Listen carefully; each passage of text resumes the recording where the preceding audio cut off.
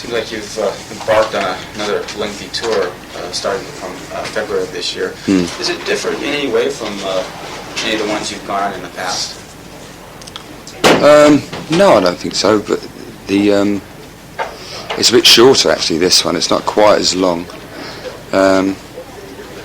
because we're scheduled to go and start the next album in October, so it's 6 months long. But I mean, in terms of like, say your approach to it, it's pretty much the same as it's always been. Just tour. It's pretty much the same in as much as we try to change it and make it a little bit different each time. You know, we can't change it drastically, but the arrangements change to suit the musicians, and the stage show is less choreographed, more spontaneous. Nothing's really rehearsed in terms of movement, and the arrangements are quite loose now. Do you think you feel more comfortable on stage than say from before, now that you have this built up a reputation or success as such? Is it any different now that you're sort of an established star? It's I think it's only easier in terms of the fact that I've done it for so long now and I'm getting used to it. It takes a long time.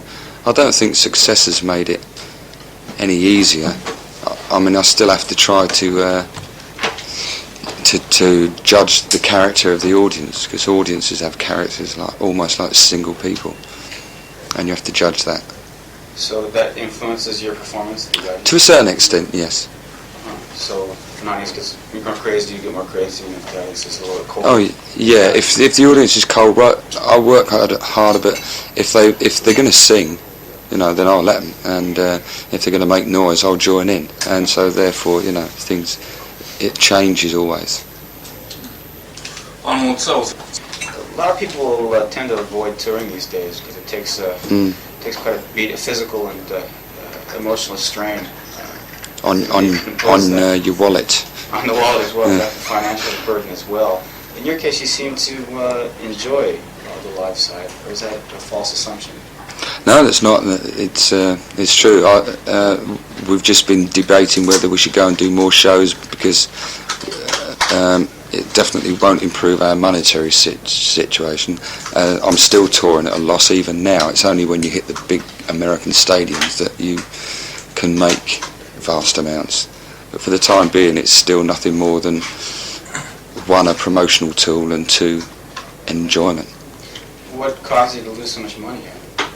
Just the outlay of all the equipment that's building stages, paying 34 people's hotel rooms, wages, flights, you know, it's all.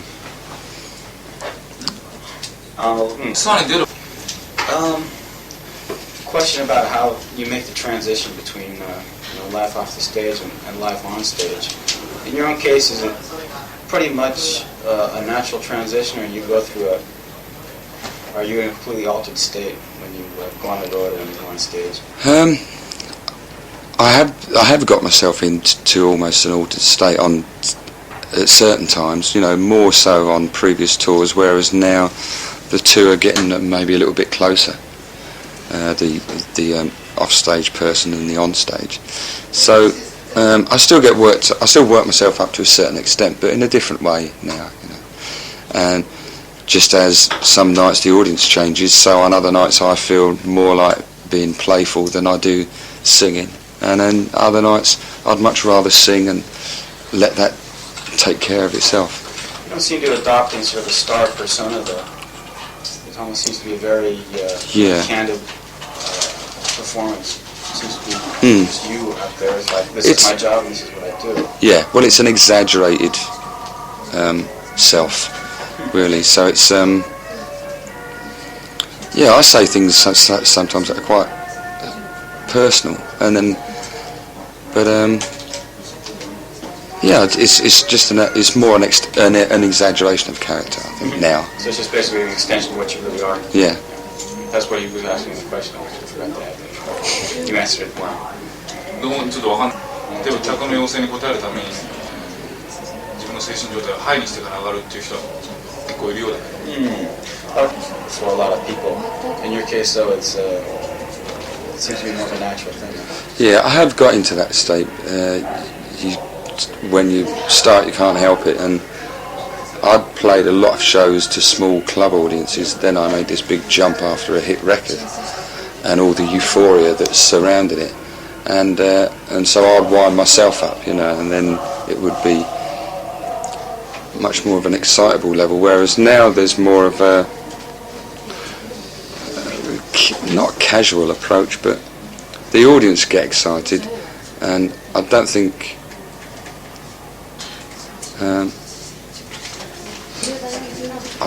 I don't think I have to do as much. I don't mean that in a bad way.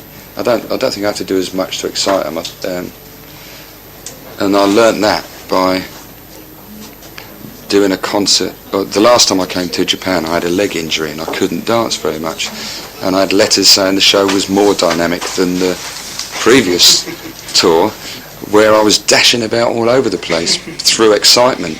So if you're level-headed, and you can, it's like David Bowie's stage persona is exciting, and he doesn't move that much. It's posing to a certain extent, and so these are things that you learn through the years.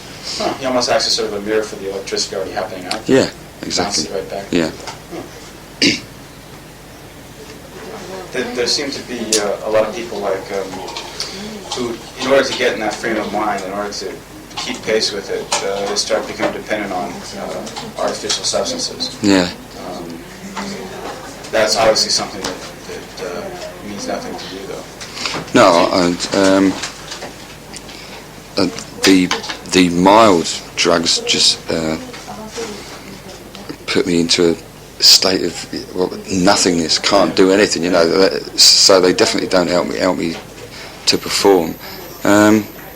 I've just never really felt the need for them.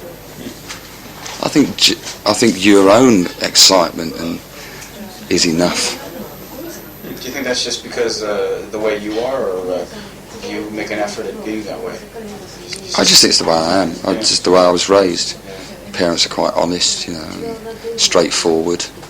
So is the family, very normal, suburban family, no sort of, not a broken home or anything, so it's been quite a level adjustment.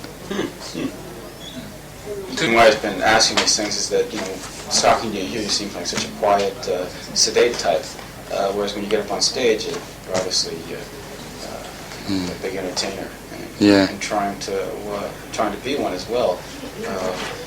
What exactly goes on there, You must completely divorce the two situations, and I guess just act accordingly to what's... I know. I think there's been certain personas that have become successful, where it's an extension of the naughty boy next door, type thing. You've had that with that tease the audience, like Tom Jones has done, Rod Stewart has done. It's the kind of the playfulness of it all. So that you don't need to create.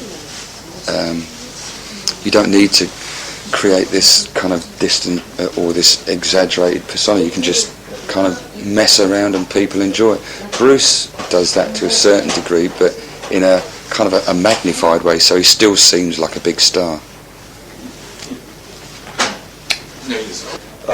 The Between Two Fires was a very, I suppose, enthusiastic effort in that you took such a large part. You were involved very much in the writing of the material. Yeah. However, sales-wise, it doesn't seem to have matched the previous albums.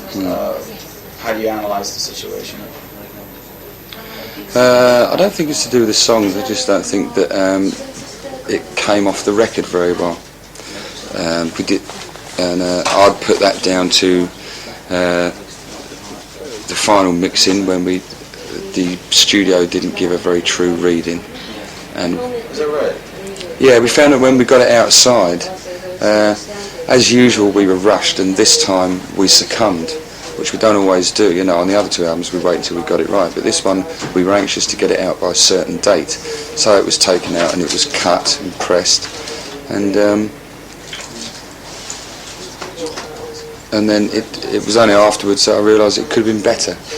So I don't think it's anything to do with the songs. I think it's just more to do with the fact that it's not as hi-fi as the other two albums are. And also, it's more involved and it takes a lot more plays. Every person who writes me a letter saying they like it, say they didn't know what to think at first, you know. And there's many bands, and I always cite Exile on Main Street as being the album the Stones were slated for, and now it's the album you can't do without. So, you know, there could be a turnaround in the future, because some albums that take a long time to understand are the best. It's like people. Yeah, you know, people who instantly understand become boring. Yeah. As you listen to it, what's your own personal evaluation? You find it growing more and more on you? No, because I wrongly thought it was quite an instant album, because I was right in there, you know. The lyrics were quite important to me, but people didn't see them straight away, and that's what's happened. You know, they've looked in and they've seen more than the first few plays can tell them. 関連してたら聞いてほしいんです。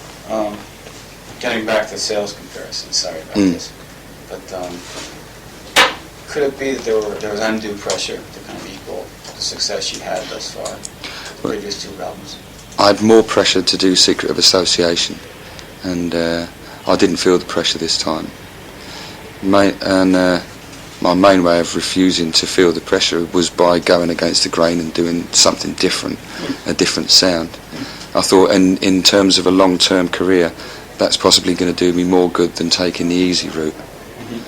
And there's another reason why the album sounds like it does, because we thought it was time for change, really. What specific changes are you talking about? You went against the grain? Well, we took a different approach. I mean, I could have made another pop album, you know, constructed it in the same way as the last ones, but we didn't. We wrote the songs first and rehearsed them with a band, so it had more of a rock sound. That was accidental. We wanted more of a band sound, and that came out as more of a rock sound. And so that being done was enough, I think, to take it in another direction. So you talked to you about so you keep what do you think you're going to do in response to the type of reaction that's been given to the record this time, i.e. less sales? Are you going to change your approach once again and try something different, or do you think you have a sort of a natural course that you're working along and you're not going to be influenced by public reaction? Well, I think I have a natural course that I'm working along, and that is going to be different.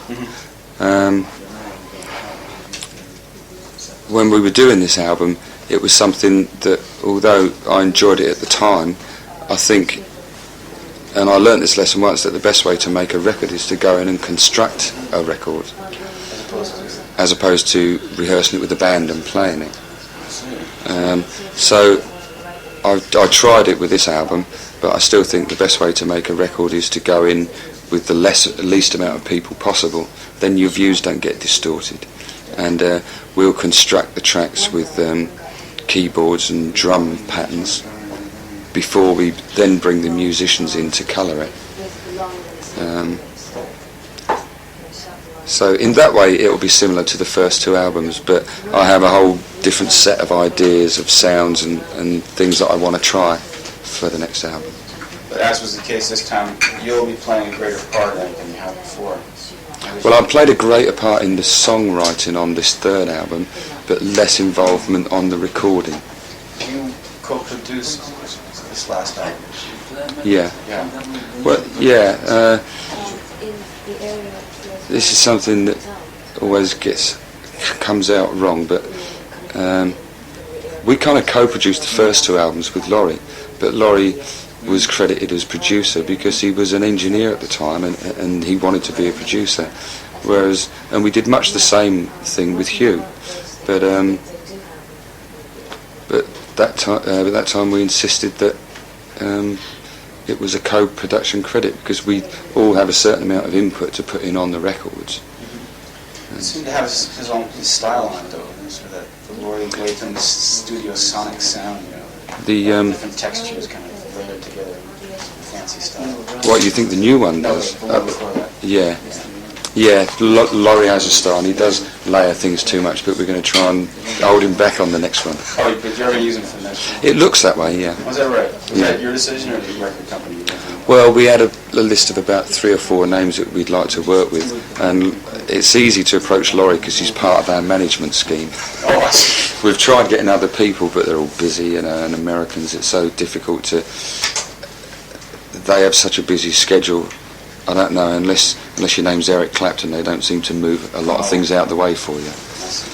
Yeah. And I still disagree talking the kind of money that they talk over there, because in the English music scene, it's unreal. Yeah, you're talking about a different scale altogether. Yeah. Is it really that much? I hear about this. What kind of prices does a top-notch producer have? Well, the points they go for, you know, they ask for massive upfront money, and then the points they go for on the albums are ridiculous as well. Points they go for? Yeah, points means they get a percentage of the album sales. Also. Is that right? Yeah. Well, they do that in England, but I mean, it's a much more realistic in terms of our economy. Yeah.まあ It seems that in terms of lyrical content, this is based on his own assumptions. You've tried to expose yourself more honestly Yeah. with lyrical content of this album. Yeah, I didn't try, it just happened. It just happened. Yeah. It didn't take any courage or any sort of an incident to spark that. No, they were just coming out, and sometimes I was thinking, should I let this go out, you know? And then I just thought, well, sod it, you know, that I'm a person after all, and they want to know this person, so they're going to get it. You didn't feel like you were laying too much on the line, though? No, because I think for the people that look in, as I say, they found a lot more than they would on the first few plays, and I think the songs can appear to be quite general, because things that happen to me happen to everybody else, I think. And but they are from a more personal point of view. What do you think you started writing that way? What sparked that? Well, I don't write. I haven't recorded many of my songs, but the general lyrical content is like that. It's just more obvious because there's more of them, I think. Take on a pessimistic perspective a lot of times, the lyrics. Is that a false assumption? I think some of them do. I think some of them have a kind of a hope, a certain amount of hope too. Such as Some People and In the Long Run and Prisoner of Conscience, they're all quite... It's talking about having faith, really. I could comment on Prisoner of Conscience in particular. Was this in reflection to you, like, well, is it a song about self-reflection?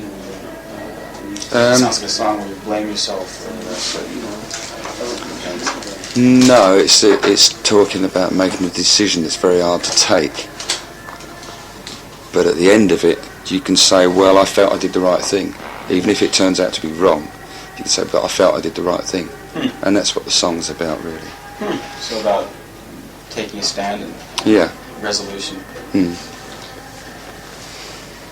でむしろなんか一つのこう自分の personal life though. It seemed to have more in reflection, but at the time there was nothing happening.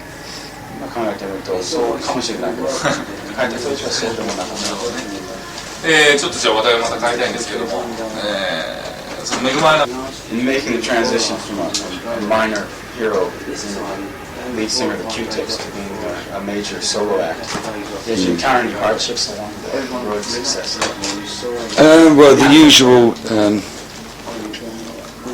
the usual conflicts with people where I have to adjust and they kind of get left behind, and it unfortunately does happen with girlfriends through on to real friends,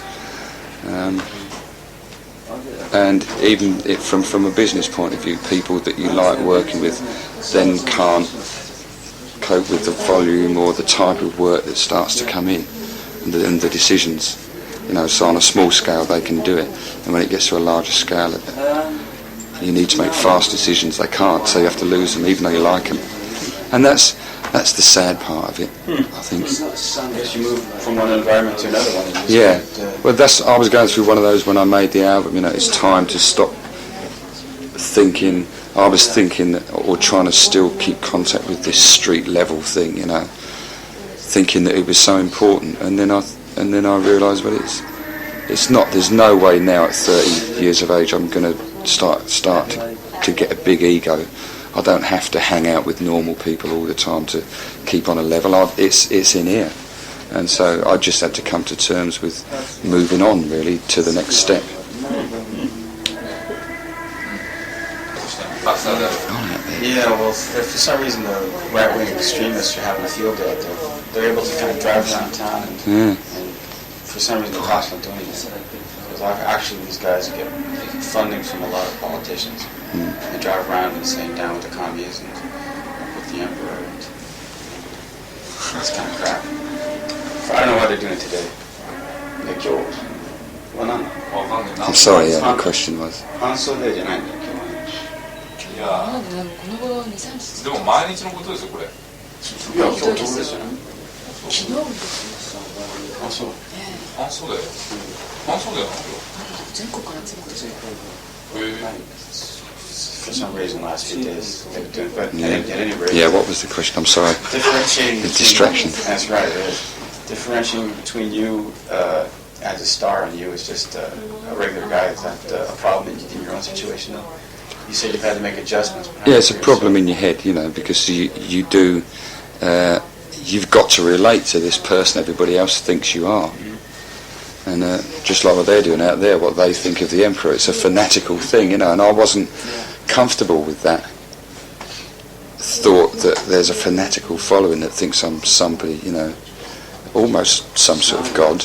And I suppose this sort of very calm sort of image, normal image that I'm giving out is a reaction to that, you know. It's just I don't think I could cope with that kind of following. I'd rather have people that come along, see the show. If I bump into them in the street, they go, "Oh, that was great the other night," and go on. Which is that's the American view, you know. That people, if they see me in the street, they've got quite a nice sort of attitude. You know, they don't bug you; they just go, "Hello, how are you?" It's different back home. Yeah. It's more fanatic. Well, it has been, you know, but because I'm doing this, it's now calming down. Huh. 例えばその It seemed that like you're fated not to do well back in the UK eventually because of the fact that there's this kind of flavor of the week mentality. Yeah. Bands come and go. They're looking for somebody who's new and cares. Whereas in your case, you seem to be more. It's more gut level music. Yeah. Well, I've just got a faith in good music that I hope is going to carry me through. It didn't get a big hit off this album, although it still went platinum. So there's people out there buying it. I just think that, you know, I'll make singles that are going to chart well from time to time, and I'd rather have a career like that than be flavour of the month. I don't want to. I left a job to make a career of music. I don't want it to die in 3 years. So I'm confident that it will carry on, and I've got reasonable success everywhere in the world that's going to carry me until I get another hit in England, or another hit in America, or wherever. It's kind of funny, I guess, in a lot of cases of bands that do kind of stick to their own principles, they eventually end up becoming favourites in America if they do survive. Yeah, oh, definitely so. That's Yeah. where they are sustained. Yeah, you get sustainment in America because they're quite loyal. Yeah. Because it takes a long time to build yourself in America. After 5-10 years, you prove yourself. Then your fans will stick around. And then by the same token, a lot of American music that kind of falls by the wayside there is supported in Europe and Sometimes, yeah. yeah, black music and Oh, yeah. blues players and Yeah, stuff. They go over there and- yeah. That's great. I can still keep It's, going. it's kind of a funny relationship. You never really thought about what your future's going to be like, though? What's going to happen when all the prepubescent girls stop screaming, and then you're going to have, you have to rely on your really hardcore fans, the people who appreciate the real, Well, that's what I've got now, Think so? in most of England and Europe, and much more so here. Etiko from Epic Sony was saying how many more male members of the audience are here this year, and how fickle the young audience can be. They can leave as quickly as they arrive, and so it just they're the ones that are going to give me a long-term career, and yet I have fans in England that were 14 when they bought Wherever I Lay My Hat. They're now 18, and so they've grown with me, you know, and they're still there now, and that's what's great too. I guess you do mean something to them. Yeah. They can't write you off that easily. No, I mean, if you catch them at the right time, then they grow as you grow, and so they have an identification with you, and that's what a fan is, I suppose. Yeah, but then again, I guess it also takes substance as well, because the people who are the pop idols, and very consciously so, are going to be written off no matter what the base of the rule is. In the end, yeah. I mean, that can only be. I mean, you've got to be. Well, if you're a sheep in wolf's clothing, you know, then you ain't going to last long. Yeah. Did you ever consider it ironic that a person with your approach and style should appeal to that kind of segment? Yeah. That was the big break. Yeah. The first #1 in America was in England, UK was a total. It was throwing shit at the wall, really, you know. I wouldn't like to call it shit, of course, but I mean, we just thought, well, it's a good record, and I'm not going to do myself any disfavours by putting it out, because whether it's a hit or not, people are going to say Wherever I Lay My Hat was tasteful. When it got to #1, it shocked everybody. It was just a good move to have a record out so that I'm still getting attention. No one thought it was going to be a massive hit, and likewise with the album. Not so much. I find happening to me what I used to read about everybody else. They go on to be big stars. They stop reading Melody Maker and Musical Express, and because keeping in touch with bands that are playing to 30 people at a club isn't so important now. What's important to me is a little bit more of the media type music. Do you listen to the radio? Yeah, I still listen to the radio. I like to discover things still, you know. Anything you have particularly caught your attention? No, not recently. Not someone I can say he's going to be massive or she's going to be massive. The last one there was Prince did one concert in England 6 years ago. And I was there and I knew, you know, that was all I had to see. That it was going to be enormous.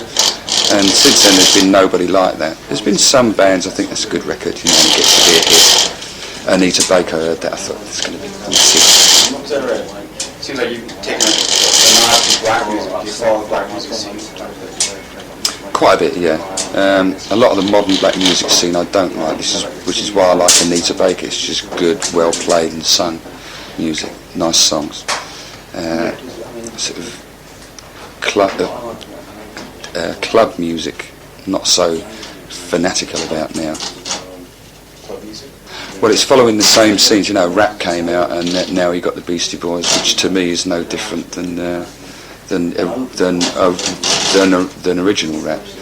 I quite like Run DMC, but I think the Beastie Boys have just shouting over Led Zeppelin records. Yeah, real hooligans. I don't mind a bit of that, but I mean, if it goes with something original, then great. Yeah. Beastie Boys or Run DMC って何だった？ With something like the Beastie Boys, it almost seemed that their the character, the persona they sort of established is the whole story. They really don't have anything original to offer. It seems to be almost a case of the image taking them to glory. What do you think? That's just something with pop music. I just think I don't understand their success in America. In England, to a certain extent, there's been a big spate of hits that have been Boy Next Door, Girl Next Door, but I'm talking like sort of, what's the word? Well, bland pop, very inoffensive. There's been there's page 3 models who expose themselves making records, and there's like soap stars like you got Billy Crystal, you know. But I mean, but these are it's like Michael J. Fox making a record and things like that, you know. That's the kind of thing, but on a much smaller scale. And they're buying them. And the Beastie Boys is now the hooligan version of the Boys Next Door making a pop record. Yeah. You know, and it's the same thing. And that's all it is to me. It's just, they've struck lucky, but it ain't gonna. I mean, they're not going to be making records in 20 years' time, are they? But being honest about it. でもで終わりです。さっきも About 7 years now. Quite a long time. Where'd you come from in America? San Francisco. Oh, yeah? Yeah, that was the last place we played there. I figured it was the 49ers t-shirt there. Couldn't get noticing that. We got a great, good following in San Francisco. Was that right? It's in pockets in America. Los Angeles are far too laid back, you know, to get into us. どこで Yeah. But, Where did you play there? その2人どいてもらった方がいいですね。すいませ San ん。 Francisco. ちょっとすいません。お話中。そこを使いますので。 Warfield Theatre play. But, you know, like we were saying about audiences have a character of their own. San Franciscans are on my wavelength, and I don't have to. Sometimes you feel like you have to musically explain things, but with them, I feel like I can do anything I want. And you get audiences like that. Oh, it's like just stand here. Yep. San Francisco, even on his wavelength.